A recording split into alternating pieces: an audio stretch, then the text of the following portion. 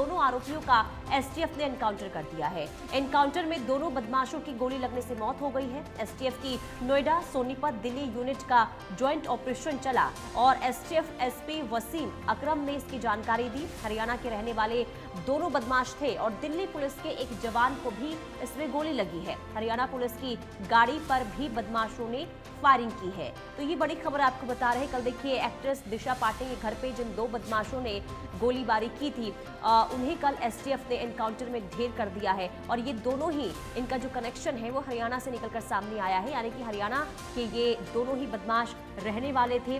हालांकि जब एसटीएफ का एक ऑपरेशन चला जिसके बाद सफलता हाथ लगी और इन आरोपियों को एनकाउंटर के बाद ढेर किया गया है। दोनों आरोपियों का एसटीएफ ने एनकाउंटर किया है। 12 सितंबर को दिशा पाटनी के घर पर फायरिंग की गई थी और उसके बाद से ही तलाश इन आरोपियों की चल रही थी और गैंगस्टर से इनका कनेक्शन निकलकर सामने आया था। लेकिन ये दोनों ही आरोपी हरियाणा के बताए जा रहे हैं। करीब एक वारदात हुई है गाजियाबाद के ट्रोनिका सिटी पुलिस स्टेशन के एरिया में, जिसमें हरियाणा पुलिस एसटीएफ की टीम और इसके साथ में दिल्ली पुलिस की स्पेशल स्टाफ की टीम इनको इंफॉर्मेशन प्राप्त हुई थी कि दो सस्पेक्ट जो बरेली में दिशा पटानी के घर के ऊपर फायरिंग हुई थी उसके संदिग्ध और इन संदिग्धों के संबंध में यूपी गवर्नमेंट की तरफ से 1 लाख रुपए का इनाम संदिग्धों पर रखा गया था। इन लोगों के सोनीपत से संबंध होने की सूचना आई थी तो इसके आधार पर लोकल इलाके में सर्च चल रही थी और इन संदिग्ध व्यक्तियों को उनको लोकेट किया गया गाजियाबाद में। और गाजियाबाद में लोकेट करने के बाद में जब इनको रोकने का प्रयास किया गया तो उन्होंने पुलिस टीम्स को चैलेंज करके उनके ऊपर फायरिंग करनी स्टार्ट करी और इस फायरिंग के दौरान पुलिस की जवाबी कार्रवाई। अभी 5 तस्वीरें आपको दिखा रहे हैं। देखिए दिशा पाटिल के घर पर फायरिंग हुई थी। फायरिंग 12 सितंबर को हुई थी और तब से ही इन बदमाशों की तलाश जारी थी। गाजियाबाद में एनकाउंटर कल हुआ है इन बदमाशों का। अब बीच वाली तस्वीर आपको दिखा रहे हैं। ये तस्वीर गोल्डी बराड़ गैंग के अरुण और रविंद्र की है, यानी कि गोल्डी बराड़ गैंग से इनका कनेक्शन निकलकर सामने आया। सोशल मीडिया पर जब फायरिंग की थी तो इस बात की भी जिम्मेदारी गोली बराड़ की तरफ से रोहित गोदारा गैंग की तरफ से ली गई थी। और अब इसके बाद ये आपको चौथी तस्वीर दिखा रहे हैं जहां मौके से हथियार और बाइक भी बरामद हुई है और सोनीपत रोहतक के रहने वाले ये दोनों ही आरोपी बताए जा रहे हैं। कुल मिलाकर एसटीएफ का एक्शन हुआ और एसटीएफ के एक्शन के बाद ये बड़ी सफलता हाथ लगी है। दोनों आरोपियों का एनकाउंटर हुआ जिसमें दोनों आरोपी ढेर हुए हैं।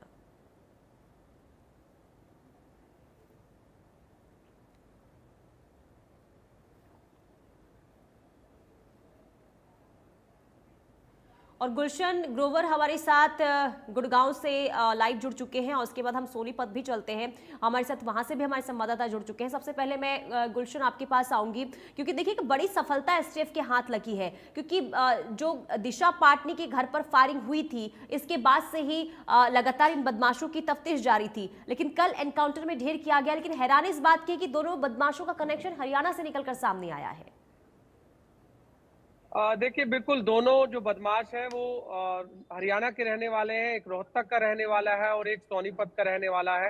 हालांकि इन दोनों बदमाशों पर कई जो मामले हैं वो दर्ज हैं। 1 लाख के दोनों इनामी बदमाश भी हैं। अब ऐसे में नोएडा एसटीएफ, हरियाणा एसटीएफ और दिल्ली यूनिट ने संयुक्त टीमों से मुठभेड़ जो है इन बदमाशों ने की। हालांकि गाजियाबाद की एक ट्रोनिका सिटी एरिया में इन लोगों की सूचना मिली थी।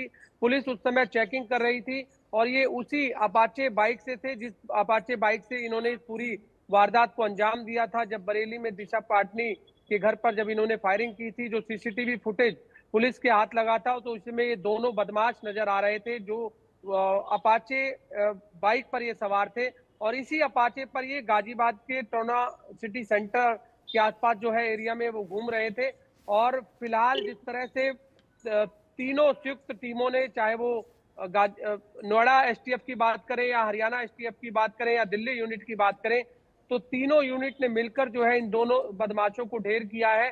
अब ऐसे में जो दिशा पाटनी के जो पिता हैं वो बार बार ये कह रहे थे और पुलिस से भी और साथ में योगी आदित्यनाथ जो कि उत्तर प्रदेश के मुख्यमंत्री है, और उत्तर प्रदेश के मुख्यमंत्री योगी आदित्यनाथ ने साफ कर दिया था कि जो भी बदमाश होगा इनको जल्द जो है वो यूपी पुलिस ढूंढ निकालेगी और क्यों इस पूरी वारदात को इन्होंने अंजाम दिया इसका भी जल्द खुलासा करेगी। लेकिन जब इनको पुलिस पकड़ रही थी उस समय इन्होंने पुलिस पर ही फायरिंग चलानी शुरू कर दी, जो कि 5 जो गोलियां हैं वो पुलिस की गाड़ी पर भी लगी है। टोटल 25 से 30 राउंड फायर हुए हैं, इसमें 4-5 पुलिसकर्मी भी घायल हुए हैं। तो इन बदमाशों की तरफ से ताबड़तोड़ जो फायरिंग है वो इस दौरान की गई और पुलिस की तरफ से जब जवाबी कार्रवाई में गोली चलाई गई तो ये 2 बदमाश जो हैं वो ढेर हुए हैं, जिसमें एक रोहतक का रहने वाला है जबकि एक सोनीपत का रहने वाला है। इन दोनों बदमाशों पर दर्जनों जो मुकदमे हैं वो दर्ज हैं। हत्या, फिरौती, लूट, इस तरह की वारदातों को ये अंजाम देते थे। अब जिस तरह से एक्टर दिशा पटानी के बरेली के घर में इन्होंने देर रात जो फायरिंग की, जब इन्होंने फायरिंग करके ये जब भाग रहे थे तो उस समय सीसीटीवी कैमरे में साफ तस्वीरें जो है इनकी कैद हुई, जिसमें ये अपाचे सफेद कलर की जो बाइक पर इन्होंने पूरी इस घटना को अंजाम दिया था और उसी सफेद कलर की अपाचे गाड़ी पर ही पुलिस ने इनको मुठभेड़ में ये मार गिराए गए। हालांकि जिस समय इनको गोली लगी थी इन्हें तुरंत गाजियाबाद के एक ट्रॉमा सेंटर में ले जाया गया, लेकिन डॉक्टर ने उन्हें मृत घोषित कर दिया। तो पुलिस की तरफ से जो जवाबी कार्रवाई है उस पर जरूर यूपी के मुख्यमंत्री योगी आदित्यनाथ ने कहा है कि यूपी में गुंडा राज बर्दाश्त नहीं होगा। यदि कोई भी इस तरह की वारदात को अंजाम देता है तो हुई थी और इसके बाद तुरंत कार्रवाई के निर्देश भी दिए गए थे। ठीक है, गाजियाबाद का रुख कर लेते हैं। अनिल हमारे साथ बने हुए हैं।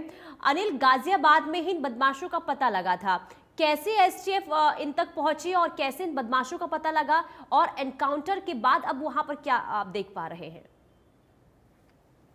देखिए, जिस दिन दिशा पाटनी के घर पर हमला किया गया और गोलीबारी की गई, कई राउंड फायरिंग हुई, उसके बाद यूपी के सीएम के द्वारा सख्त आदेश दे दिए गए थे। तभी से टीम लगी हुई थी, यूपी एसटीएफ लगी थी और दिल्ली की स्पेशल सेल लगी हुई थी और हरियाणा की एसटीएफ भी लगी हुई थी। ये तमाम जो यूनिट है वो लगातार इनकी धरपकड़ के लिए गश्त कर रही थी और लगातार जो है जो तंत्र है वो इनकी तरफ से लगाए जा रहे थे। दरअसल मैं आपको बता दूं, सबसे अहम जो भूमिका रही है, सीसीटीवी फुटेज जो है वो लगातार खंगाले गए और रूट की जो ट्रेसिंग है वो लगातार पुलिस की तरफ से की जा रही थी। इसी कड़ी में जब ये गाजियाबाद में एंट्री इन लोगों ने की और ट्रोनिका सिटी क्षेत्र में इनको चारों तरफ से घेर लिया गया, चाहे वो हरियाणा पुलिस हो या यूपी एसटीएफ हो और या फिर गाजियाबाद पुलिस हो या फिर दिल्ली सेल हो, स्पेशल सेल हो।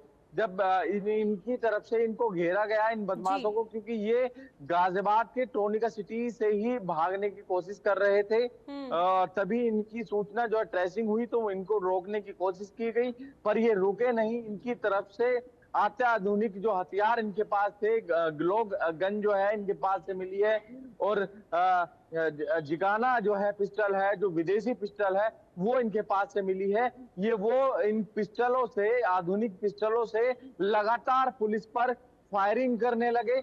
जवाबी कार्रवाई में पुलिस की तरफ से भी फायरिंग की गई, जिसमें कि ये दोनों कुख्यात बदमाश जो कि 1-1 लाख रुपए के पहले से ही इन पर इनाम था, ये फिलहाल रात ही ढेर कर दिए गए। और कहीं ना कहीं एक बड़ा मैसेज जो है यूपी में देखने को मिला, किस तरीके से बदमाश को जमींदोज करने का काम जो है किया गया। हालांकि जिस तरीके से सीएम ने कहा था वही उसी चीज का असर भी देखने को मिला। ये दोनों बदमाश हैं, बेहद कुख्यात बदमाश बताए गए हैं। बिल्कुल शातिर और कुख्यात बदमाश अनिल चौधरी ये थे और यही वजह है कि इन पर एक्शन हुआ और मुख्यमंत्री ने खुद एक्शन के निर्देश दिए थे, जिसके बाद एसटीएफ जो है लगातार इन बदमाशों की तफ्तीश कर रही थी। बहुत शुक्रिया अनिल चौधरी और गुलशन, आपका भी बहुत शुक्रिया तमाम जानकारी हम तक पहुंचाने के लिए। गाजियाबाद के ट्रोनिका सिटी पुलिस स्टेशन के एरिया में, जिसमें हरियाणा पुलिस एसटीएफ की टीम और इसके साथ में दिल्ली पुलिस की स्पेशल स्टाफ की टीम, इनको इन्फॉर्मेशन प्राप्त हुई थी कि 2 सस्पेक्ट जो बरेली में दिशा पटानी के घर के ऊपर फायरिंग हुई थी उसके संदिग्ध, और इन संदिग्धों के संबंध में यूपी गवर्नमेंट की तरफ से कई लाख रुपये का इनाम संदिग्धों पर रखा गया था। इन लोगों के सोनीपत से संबंध होने की सूचना आई थी, तो इसके आधार पर लोकल इलाके में सर्च चल रही थी और इन संदिग्ध व्यक्तियों को, दोनों को लोकेट किया गया गाजियाबाद में। और गाजियाबाद में लोकेट करने के बाद में जब इनको रोकने का प्रयास किया गया तो उन्होंने पुलिस टीम को चैलेंज करके उनके ऊपर फायरिंग करनी स्टार्ट करी। और इस फायरिंग के दौरान पुलिस की जवाबी कार्रवाई में दोनों जो संदिग्ध व्यक्ति हैं आरोपी, इनको गोलियां लगी हैं और इनको तुरंत अस्पताल ले जाया गया, जहाँ पे अभी इनको अस्पताल में ले जाकर मृत घोषित किया गया है। इस कार्रवाई में हरियाणा पुलिस की जो टीम थी उसकी गाड़ी, सरकारी गाड़ी में भी कुछ फायर लगे हैं आरोपियों की तरफ से, और इसके अलावा दिल्ली पुलिस के मुलाजिम को बाजू में गोली लगी है। मैं माननीय मुख्यमंत्री उत्तर प्रदेश योगी आदित्यनाथ जी का अपने तथा अपने परिवार की ओर से धन्यवाद ज्ञापित करता हूँ।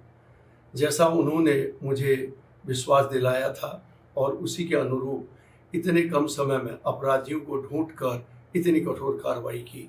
मैंने आज पुनः माननीय मुख्यमंत्री जी से फोन पर वार्ता कर उनका धन्यवाद ज्ञापित किया कि उनके नेतृत्व में उत्तर प्रदेश सरकार एवं उत्तर प्रदेश पुलिस भयमुक्त समाज की परिकल्पना को पूर्ण रूप से साकार कर रही है।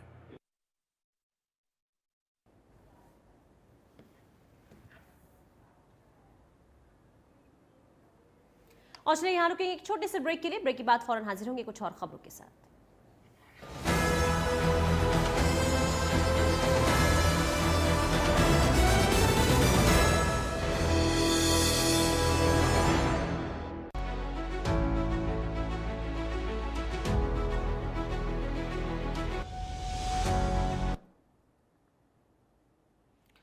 राम राम, स्वागत है आपका। हरियाणा डायरी देख रहे हैं आप, मैं हूं आपके साथ साक्षी जादौन। रोहतक में प्रधानमंत्री